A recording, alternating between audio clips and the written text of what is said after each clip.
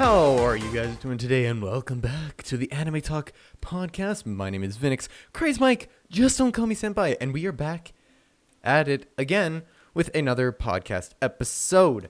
Now, these last couple of weeks, we've been doing a little bit of a slow review. I just want to try to get through as many animes as we can before I actually invite other people on to the podcast again. Now, don't you worry. I am planning on having some more people onto the podcast. We're just waiting for them to have the time to come back on. I do have some things planned for the future, so stay tuned for that. But today we are going to be talking about, as you can see from the title, Tonikawa. I think I said that right. Tonikawa Fallen Over the Moon. I think I said that right. Probably not, and I'm probably going to get a lot of hate for it. But yes, Tonikawa is the anime that we are going to be reviewing today and talking about today. And I think I'm starting to become a romance anime guy, and it's scaring me because there are so many good ones out there that it's just triggering that I don't have enough time to watch them all. But we're going to be reviewing Tonikawa. Now, the premises of Tonikawa is actually a pretty interesting one, and that I've never seen before. So basically, our main character his name is NASA, which the most ironic name or a horrible name to give your child. And because of the name that he got, he was determined to become a super intelligent guy and become more popular than NASA itself, which is a really good motive to have. And for the most part, that actually goes according to his plan. But one day, after school, after he gets out from school, it was a nice winter day. Night. It wasn't night. It was night. It was night, not day. Day was not night. It was night of the day and not day of the night. All right. Anyway, it was nighttime. He goes out. He's walking on his way home. And across the street from him, he sees this wonderful, majestic lady walking across the street with hair. Was it red? I think it was red pink. It's kind of pinkish red. Kind of. The art style is really confusing because you can't tell if it's like red or pink. But I think it's pretty red. But he sees him running across the street, and he's like, damn, I'm going to go walk over and say hi to this wonderful lady. So he gets halfway across the street, and he gets hit by a car. Or not a car, a garage? Was it dumpster truck? Dumpster truck? Some big truck. He gets hit by this, and, well, supposedly he gets hit by this.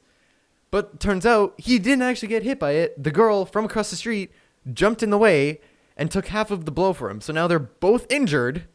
Well, they're both hurt. They're not injured. They're hurt. So they're both hurt. But this champ of a lady gets up and walks away.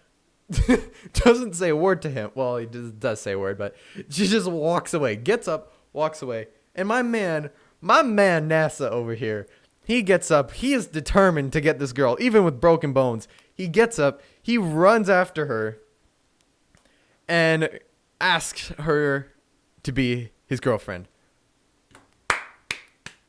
My guy is a god. Okay, I'm just saying, if you have the balls to get hit by a truck and then still go after her, like, that's a sign from the universe telling, hey, stay away from this chick. Nah, this guy has balls of steel. He goes after her again, which I think is impressive, considering how his bones were broken. And he just got hit by a truck.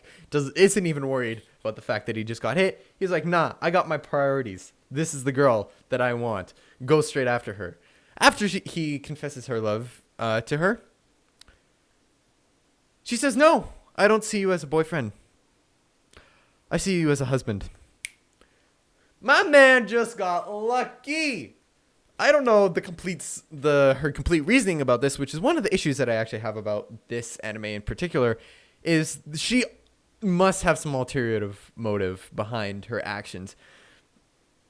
There's no way she just up and says, will you marry me?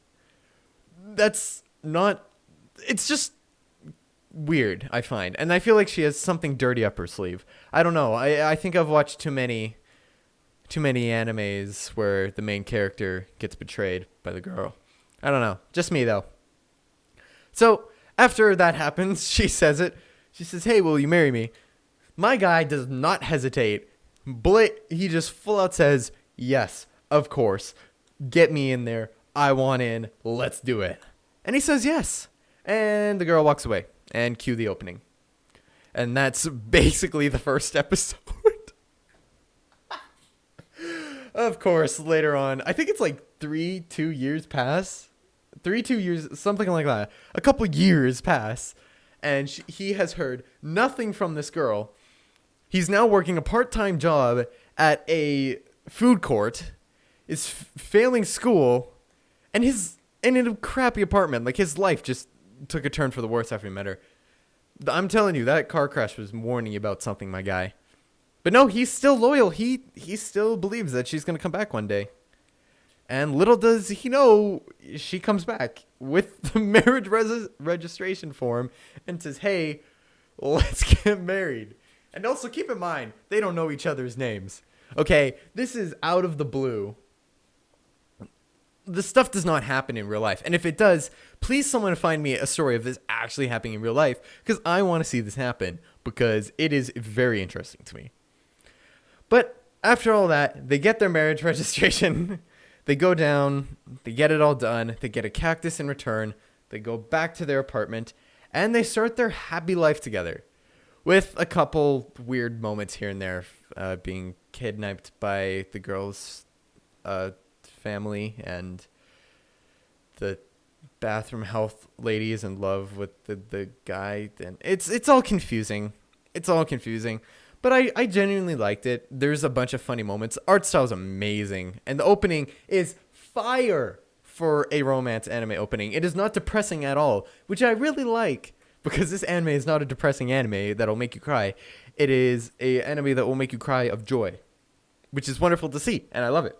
However, the plot-wise, for the plot, I get having a really cool anime. You need a unique plot. You do. You really do. And this one is hella unique. It is really good. And I really love it. However, it is way too unrealistic for my liking. And I guarantee... Okay, well, before I get ahead of myself, I'm not saying the plot is bad. The plot is amazing, and I love it. I'm just saying, this is just my personal opinion, that it's really unrealistic. But then again, this is anime, so I guess I can't really say anything. But... plot-wise, I guarantee you this girl has some ulterior motive behind all of this. There is no flippin' way that she just randomly wants to get married. There has to be something behind it.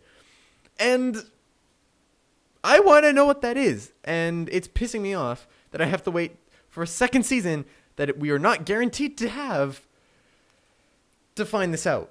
I'm debating reading the manga. I don't even know if there is a manga, but if there is a manga, I am going to read it right now, because I want to know why the heck she agreed to marry him when we have no idea why. And I don't like that. I don't like that we don't know anything about her. We don't know anything about her. We don't know anything about her backstory. We don't know anything about her family. We don't know anything. We don't know a ton about NASA's family as well. I mean, we got to see him in a couple episodes, but that's about it.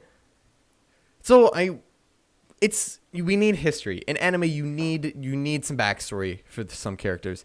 If you don't have backstory, there's no build up when, say, a character dies, or something dramatic happens, or I don't know, like, just you need backstory. If you don't have backstory, then you're screwed.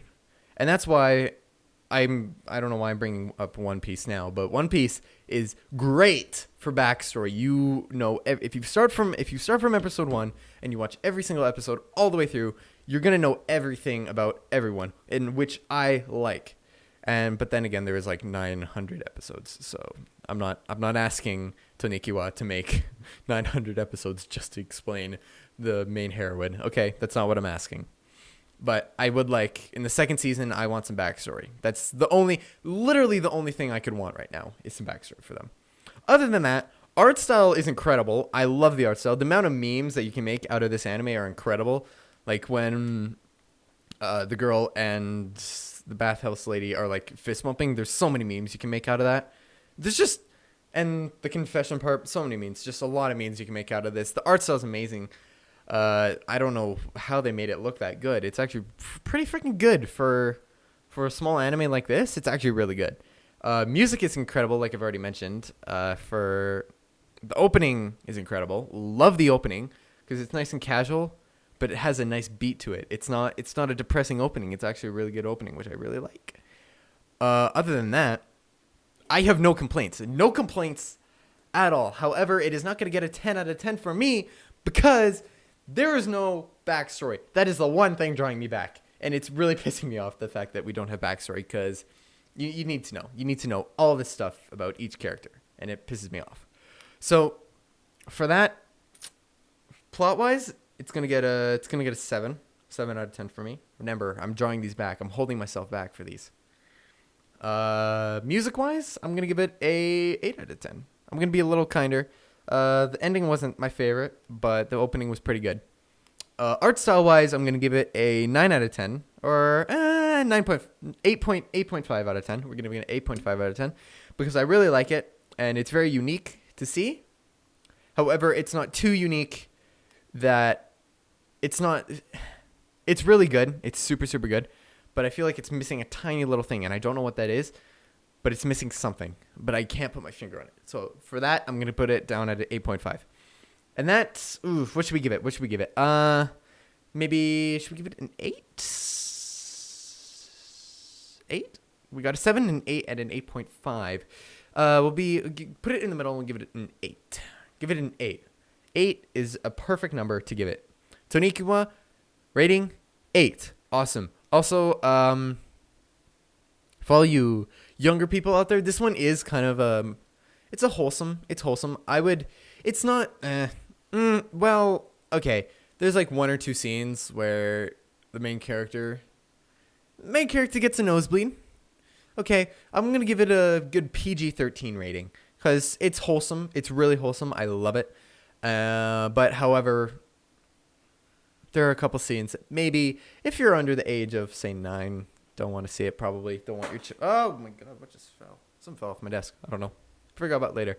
But yeah, if you're under the age of 9, I wouldn't. Obviously, I'm not the parent here, so it's up to the parents. But personally, I would say PG-13. It's pretty good, though. It's pretty good. Pretty wholesome.